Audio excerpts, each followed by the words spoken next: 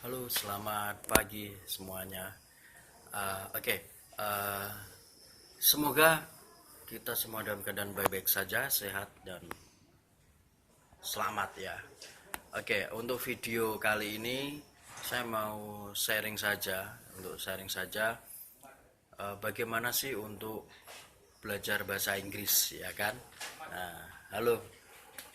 Nah, bagaimana sih kita untuk belajar bahasa Inggris? Banyak keluhan kendala ya. Sangat sulit, sangat susah. Oke. Saya mau bahas apa ya, masalah primer dan sekundernya. Menurut saya masalah primernya untuk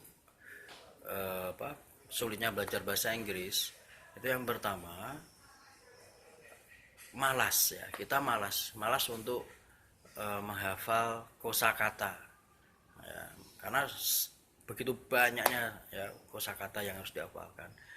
Tapi itu ada tekniknya sebenarnya untuk menghafalkan kosakata biar tidak jenuh ya. Nah, yang kedua, takut salah. Oke, takut salah. Jadi kita mau mencoba untuk bicara dalam bahasa Inggris itu takut salah. Jadi akhirnya nggak mau mencoba. Yang ketiga itu malu, ya, malu. Malu kalau nanti dibilang sok Inggris. Ya, itu kendala ya, termasuk kendala yang ya bisa dibilang berat ya. Nah, jadi kalau kita mau belajar bahasa Inggris, hendaknya kita menghilangkan tiga masalah primer itu dulu. Oke. Nah, lalu kita ke masalah sekundernya. Masalah sekunder tidak bisa kita pungkiri ya. Karena kita hidup di Indonesia yang notabene, yang artinya kita tidak ngomong dalam bahasa Inggris, kita ngomong dalam bahasa Indonesia. Ya, nah itu masalah sekundernya.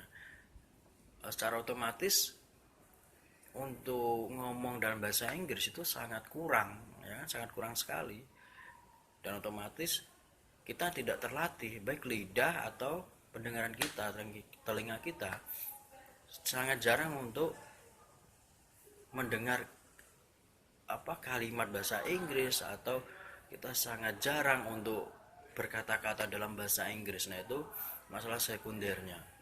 Nah, jadi gini, ketika kita pengen bisa bahasa Inggris, kita hilangkan mindset atau pola pikir kita untuk mendapat nilai yang bagus, ya. Nah, ini khususnya untuk yang mereka yang bersekolah tingkat SD, SMP, SMA, ya, atau bahkan kuliah ya, untuk mahasiswa jurusan bahasa. Ya, jadi kita mulai saja dari hal yang sepele saja, ya. Triknya untuk menghafalkan kosakata, kita nggak usah mulu-mulu langsung banyak, nggak seperti itu, akan jenuh, bosan dan tidak terpakai nanti. Nah, kita mulai saja dari hal yang paling sepele dengan apa yang kita rasakan sehari-hari ya. Misalnya kita merasa sedih ya kan. Nah, sedih kita carilah di kamus, ada ya, itu bahasanya sad ya.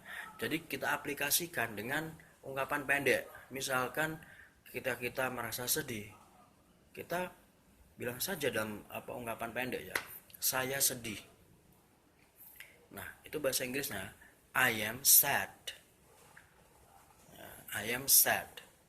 Lalu bagaimana ketika kita tidak sedang sedih? Kita nggak sedih ya, tidak sedih. Nah, buatlah ungkapan pendek, saya tidak sedih. Jadinya I am not sad. I am not sad. Nah, lalu untuk ke pertanyaan, ya, sering kan kita mungkin ya, kita naik masuk sosial, kita pasti bertanya, berinteraksi ya, kita care pada yang lain. Ketika ada orang teman kita yang kelihatan sedih, kita pasti nanya ya, kita apakah dia sedih atau tidak ya. Nah, tanya caranya gimana sih? Simpel saja, buat saja kalimat pendek untuk bertanya ya, apakah kamu sedih ya. Nah, dalam bahasa Inggris kita bisa ucapkan are you sad, are you sad. Nah, bisa seperti itu. Oke, halo Pak. Ya, jadi kita bisa mengucapkannya dengan kalimat-kalimat pendek saja ya. Misalkan lagi kita bisa merasa lapar misalnya ya kan, lapar. Nah, lapar, buat saja ungkapan pendek, saya lapar. Lapar itu hungry, hungry. Buat ungkapan pendek, saya lapar. I am hungry. Lalu ketika kita nggak lapar, buat kalimat pendek, saya tidak lapar. Jadinya I am not hungry. I am not hungry. Atau kita mau tanya ke orang lain atau teman kita mau tahu nih dia lapar atau enggak. Buat saja kalimat pendek. Apakah kamu lapar? Are you hungry? Are you hungry? Ya, bisa seperti itu. Ya, contohnya bisa kalian kembangkan sendiri, Anda kembangkan sendiri, banyak sekali. Fokusnya di situ. Ya, ingat harus dipraktekkan ya, harus diucapkan dan harus bersuara. Tujuannya apa sih? Kita mempraktekkan berbicara, lidah kita akan berlatih juga, ya. Dan harus diucapkan bersuara. Tujuannya apa? Supaya telinga kita juga mendengar. Nah, jadi kita nanti nggak asing ketika ada ungkapan bahasa Inggris, kita bisa oh ya udah tahu ya, nggak begitu asing sekali ya. Nah, itu tujuannya, oke? Dan harus dipraktekkan karena untuk belajar bahasa asing tanpa praktek nggak bisa maksimal, oke? Halo Pak Sigit.